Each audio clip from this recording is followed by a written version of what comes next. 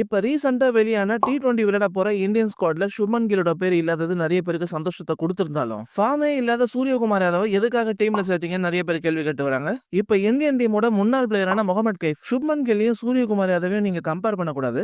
அதுக்கு என்கிட்ட 3 ஸ்ட்ராங்கான ரீசன்ஸ் இருக்குன்னு அதிரடியா தெரிவிச்சிருக்காரு. இப்போதைக்கு 2 படிக்காத ஸ்டூடண்ட்ஸ் மத்தியில என்ன பெருசா டிஃபரன்ஸ் இருக்க போகுது? சொல்றேன். முகமது கைஃப் சொன்ன முதல் ரீசன் என்னன்னா, சூரியகுமார் யாதவ் ஆல்ரெடி T20ல நல்ல ப்ரூவனான ஒரு மேட்ச் வினர். அதாவது கைஃப் சொல்ற விஷயம் ரொம்பவே சிம்பிள். சூரியகுமார் யாதவ் அவர் யாருன்னு T20ல ஆல்ரெடி நிரூபிச்சிட்டாரு. நிறைய T20 மேட்சஸ் இந்தியாவுக்காக தனியால ஜெயிச்சு கொடுத்து அந்த ஃபார்மேட்டையே டாமினேட் பண்ணிருக்காரு. இவ்வளவு ஏன் வேர்ல்டுலயே நம்பர் 1 T20 பேட்ஸ்மேனாவும் இருந்திருக்காரு. சோ ஒரு பிளேயர் கன்சிஸ்டன்ட்டா ஹையஸ்ட் லெவல்ல டெலிவரி பண்ணிக்கிட்டே இருக்கும்போது சடனா ஒரு பேட் ஃபேஸ் வந்ததுக்காக அவரோட பாஸ்ட் நம்ம அழிச்சிடக் கூடாது. சோ இந்த ஒரு காரணமே T20ல சூரியகுமார் யாதவ் எந்த அளவுக்கு இருக்காருன்னு நமக்கு காட்டுது. ஏன்பா நான் கூட தான் LKG UKG தான் ஃபர்ஸ்ட் ரேங்க் எடுத்தேன். அதுக்காக பாஸ்ட் பெர்ஃபார்மன்ஸ் வச்சு எங்க மிஸ் என்ன பாராட்டவும் செய்றாங்க. அடி அடின்னு அடிக்கிறாங்க.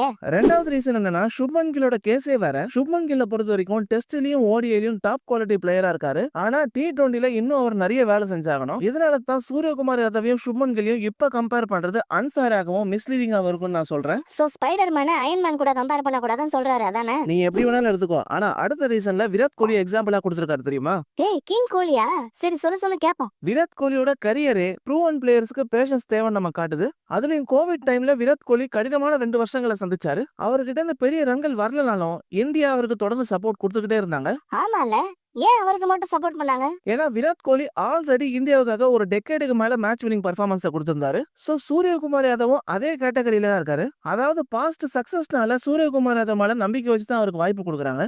இதனால 2 பேருக்குமே டிஃபரன்ஸ் இருக்கு. ஓகே, இந்த கம்பேரிசன் நல்லா தான் இருக்கு. ஆனா சூரியகுமார் யாதவ் வேர்ல்ட் கப்க்கு முன்னாடி ஃபார்முக்கு வரதுக்கு என்னதான் பண்றது? அதுக்கு கைஃப் என்ன சொல்லிருக்காரு? சூரியகுமார் யாதவ் எது தப்பா போகுதோ அதை கண்டுபிடிச்சு அதுல ஃபோக்கஸ் பண்ணணும். குறிப்பா அவரோட கேப்டன்சி பிரஷர் அவரோட பேட்டிங்கை அஃபெக்ட் பண்ணதான் பார்க்கணும். இல்லனா ஆப்போனன்ட்ஸ் இன்னும் பெட்டரா கேமை ரீட் பண்றாங்கன்னு பார்க்கணும்.